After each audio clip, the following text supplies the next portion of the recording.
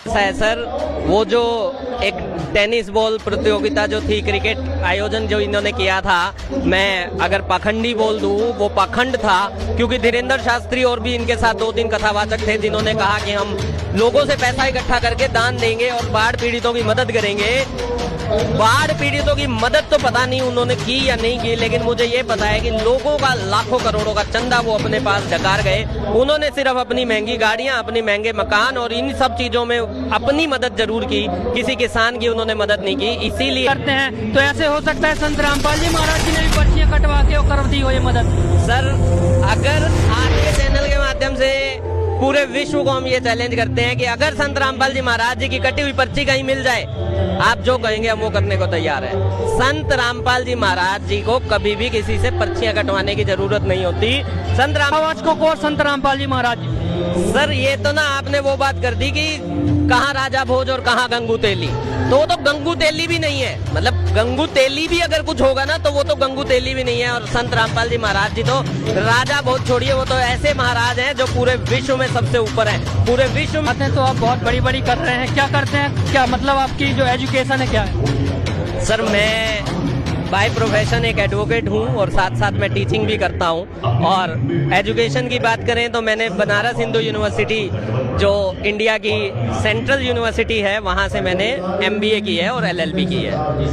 तो आप इतने पढ़े लिखे होकर के और ऐसे दर्शकों, जैसा कि आप देख सकते हैं, आज हम जो है धीरणवास ग्राम जो है धीरणवास में जो है संत रामपाल जी महाराज जी को जो है किसान मसीहा सम्मान से जो है सम्मानित किया जा रहा है। आप देख सकते हैं इस तरफ जो है माताएं बहनें बैठी हुई हैं और इस तरफ जो है जो लोग आए हुए हैं वो बैठे हुए हैं। आप देख सकते हैं संत रामपाल जी महाराज जी को जो है लगातार जो है हरियाणा में सम्मानित किया जा रहा है।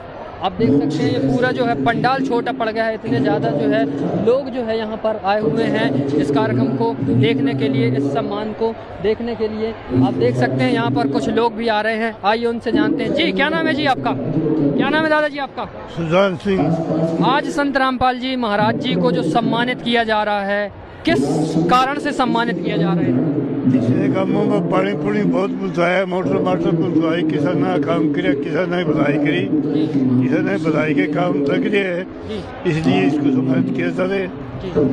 कहाँ से हैं आप? खरिया गाँव है। क्या नाम है आपका? सुजान सिंह बड़ीमाल जी।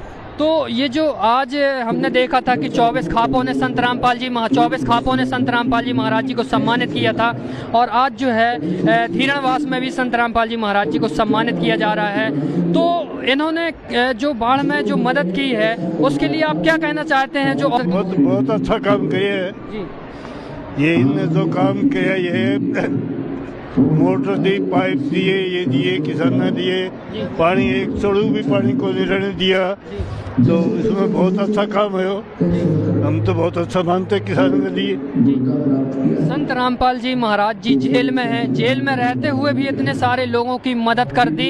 एक समय था जब विरोध था, अब कैसा माहौल हो गया है पूरे हरियाणा में? अब भी उसके अनुयायी है, कर रहे परमात्मा पास दे करो सारा काम। जी।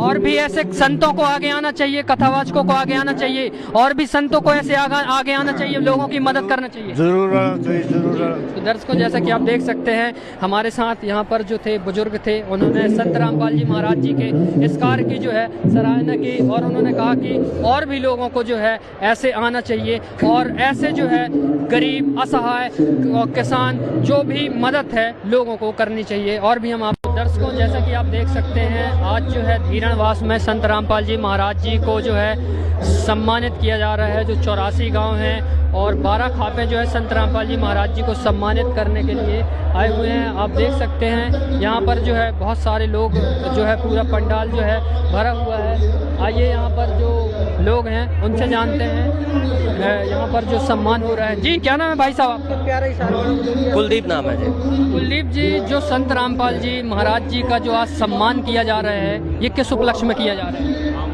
सर, किसानों के मसीहा का सम्मान आज संत रामपाल जी महाराज जी को दिया जा रहा है और वो इसीलिए दिया जा रहा है क्योंकि इस समय पर किसानों को जिस समय जरूरत पड़ी उस समय किसानों की हेल्प करने के लिए सिर्फ और सिर्फ एक संत रामपाल जी महाराज जी आगे आए और रामपाल जी महाराज जी के अनुयायियों ने संत रामपाल जी महाराज जी के आशीर्वाद के अनुसार, उनके आदेशानुसार हर गांव में 437 गांवों में संत रामपाल जी महाराज जी ने करोड़ों रुपए की मदद पहुंचाई।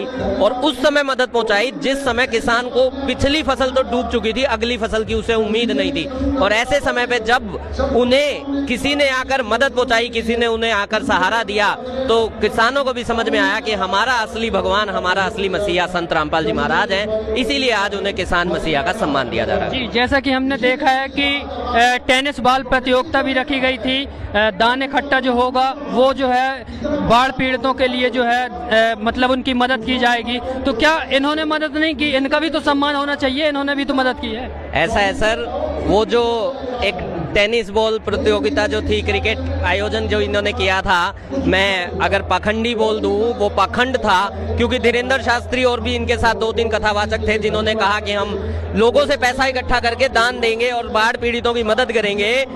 बाढ़ पीड़ितों की मदद तो पता नहीं उन्होंने की या नहीं की, लेकिन मुझे ये पता है कि लोगों का लाखों करोड़ों का चंदा वो अपने पास डकार गए। उन्होंने सिर्फ अपनी महंगी गाड़ियां, अपनी महंगे मकान और इन सब चीजों में अपनी मदद जरूर की, किसी किसान की उन्होंने मदद नहीं की। इसीलिए, और संत रामपाल जी महाराज जी ने किसी से ये दान नहीं मांगा। संत रामपाल जी महाराज जी ने तो बिना किसी दान के ये मदद संत रामपाल जी महाराज जी ने किसानों तक पहुंचाई। संत रामपाल जी महाराज जी के द्वारा जो ये मदद की गई है, क्या ये स्वार्थ के कारण की गई है या फिर निस्वार्थ की गई है? क्या कहना चाहते हैं? सर, आपके पिताजी, आपके माताजी यानी कि आपके पेरेंट्स आपको बड़ा कर देते हैं। हर जगह यही चीज होती है कि एक इंसान को उसके माँ बाप बड़ा करते हैं, उसको पालते हैं, उसको पोसते हैं। किस लिए? क्या स्वार्थ है? सिर्फ यही स्वार्थ है कि ये मेरे बच्चे हैं।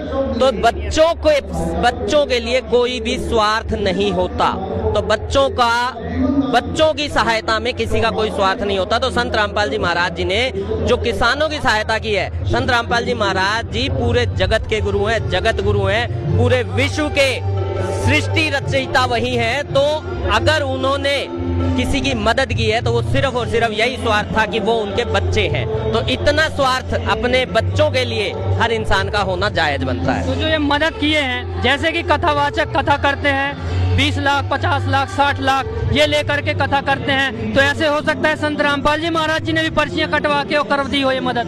सर, अगर आपके चैनल के माध्यम से पूरे विश्व को हम ये चैलेंज करते हैं कि अगर संत रामपाल जी महाराज जी की कटी हुई पर्ची कहीं मिल जाए, आप जो कहेंगे हम वो करने को तैयार है। संत रामपाल जी महाराज जी को कभी भी किसी से पर्चियां कटवाने की जरूरत नहीं होती। संत रामपाल जी महाराज जी कहते हैं कि माया दासी संत की। तो ये जो माया है ना, ये जो पैसा है, ये तो उस संत की, असली संत की हमेशा दासी बनी रहती है। और वही चीज यहाँ पर संत रामपाल जी महाराज जी ने करके दिखाई है। उन्होंने किसी से कोई दान दक्षिणा उन्हें लेने की जरूरत नहीं है। संत रामपाल जी महाराज जी जो लोगों की मदद कर रहे हैं, ये जाति देख रहे हैं, धर्म देख रहे हैं, मजहब देख रहे हैं, ये किस प्रकार से मदद कर रहे हैं? संत रामपाल जी महाराज जी अपने सत्संगों में बताते हैं कि जीव हमारी जाति है, मानव धर्म हमारा, हिंदू मुस्लिम सिख ईसाई धर्म नहीं कोई न्यारा। तो जब संत रामपाल जी महाराज जी ने कह ही दिया कि हमारी जाति जीव है और हमारा धर्म मानवता है, तो संत रामपाल जी महाराज जी जो कार्य कर रहे हैं वो सिर्फ मानवता के कल्याण के लिए कार्य कर रहे हैं। तो उन्हें कभी कोई किसी जाति या धर्म को देखने की जरूरत नहीं पड़ती है। हमने देखा है कि अभी रैलियां निकाली गई हैं, हिंदू एक हो, और कहना चाहिए संत रामपाल जी महाराज जी उसी दौर में लोगों की मदद कर रहे थे। तो आप किस तरह से देखते हैं कथावाचकों को संत रामपाल जी महाराज जी? सर, ये तो ना आपने वो बात कर दी कि कहाँ राजा भोज और कहाँ गंगू तेली। तो वो तो गंगू तेली भी नहीं है। मतलब गंगू तेली भी अगर कुछ होगा ना तो वो तो गंगू तेली भी नहीं है। और संत रामपाल जी महाराज जी तो राजा भोज छोड़िए, वो तो ऐसे महाराज हैं जो पूरे विश्व में सबसे ऊपर हैं। पूरे विश्व में एकमात्र ऐसे संत है जिन्होंने आज तक कोई ज्ञान दिया है पूरे विश्व को। अगर कोई चीज बताई है, सच्चा ज्ञान दिया है, तो वो सिर्फ और सिर्फ संत रामपाल जी महाराज जी ने दिया है। तो उनका और संत रामपाल जी महाराज जी का कोई कंपैरिजन ही नहीं है। और वो लोग सिर्फ और सिर्फ अपना पेट भरते हैं और संत रामपाल जी महाराज जी पूरे विश्व की सोच रखते हैं। जी भाई साहब, बातें तो आप बहुत बड़ी बड़ी कर रहे हैं, क्या करते हैं? क्या मतलब आपकी जो एजुकेशन है क्या है? सर, मैं बाय प्रोफेशन एक एडवोकेट हूँ और साथ साथ मैं टीचिंग भी करता हूँ। और एजुकेशन की बात करें तो मैंने बनारस हिंदू यूनिवर्सिटी जो इंडिया की सेंट्रल यूनिवर्सिटी है, वहाँ से मैंने MBA की है और LLB की है। तो आप आप इतने पढ़े लिखे होकर के और ऐसे संत की जो है लगातार जो है पढ़ाई कर रहे हैं, जो एक जेल में है, क्या मतलब ये ऐसा कैसे संभव है? सर, जेल में क्यों गए हैं आपको ये समझना पड़ेगा।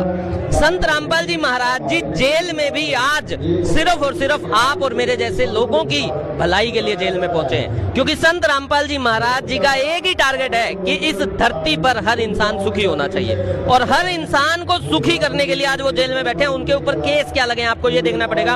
उनके ऊपर केस लगा है कि देशद्रोह का केस लगा हुआ है, जबकि वो कर क्या रहे थे अब ये समझना पड़ेगा। संत रामपाल जी महाराज जी के ऊपर जब ये केस लगे थे बरवाला में, तो वो सिर्फ और सिर्फ एक ही चीज की डिमांड कर रहे थे संत रामपाल जी महाराज जी और उनके अनुयायी कि इस धरती पर जितने भी जज हैं उनकी भी अकाउंटेबिलिटी होनी चाहिए, उनके लिए भी। क्योंकि क्या होता है ना, आज की डेट में न्यायालयों के अंदर भी भ्रष्टाचार है, और ये बात मैं नहीं कह रहा, ये बात प्रूव की जा चुकी है। सुप्रीम कोर्ट के जजेस ने ये बात कही है कि 80% जो जजेस हैं निचली अदालतों में वो भ्रष्ट हैं। तो वो भ्रष्टता को खत्म करने के लिए, भ्रष्टाचार को खत्म करने के लिए संत रामपाल जी महाराज जी ने आवाज उठाई थी। और जब भी कोई सत्य के लिए, किसी भी चीज के लिए सिस्टम के खिलाफ खड़ा होकर आवाज उठाता है तो उसके साथ ऐसा होता है। लेकिन संत रामपाल जी महाराज जी के साथ जो हुआ, उसके बावजूद भी उस समय बरवाला में सिर्फ एक आश्रम था, लेकिन आज संत रामपाल जी महाराज जी के पूरे विश्व में 15 आश्रम और 500 से ज्यादा नामदान केंद्र खुल चुके हैं। देखिए,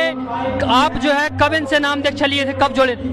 सर, मैंने संत रामपाल जी महाराज जी से नाम दीक्षा ली थी 2008 में। मालिक की दया मेरे ऊपर 2008 में हुई थी। देखिए, जो बार बार एक सवाल आता है लोगों के जहन में कि संत रामपाल जी महाराज जी के ऊपर यौन शोषण का आरोप है, क्या कहना चाहते हैं आप और कितना इनाम देना चाहते हैं अगर कोई सिद्ध कर? सर, पूरे विश्व में अगर कोई ये सिद्ध कर दे कि संत रामपाल जी महाराज जी के ऊपर ऐसे घिनौने यौन शोषण के आरोप लगे हैं, अगर कोई सिद्ध कर दे तो उसके लिए मैं पूरी जिंदगी में उसका नौकर बन के रहूंगा। मेरी सारी संपत्ति जो भी आज मेरे पास है मैं सारा उसके नाम कर दूंगा।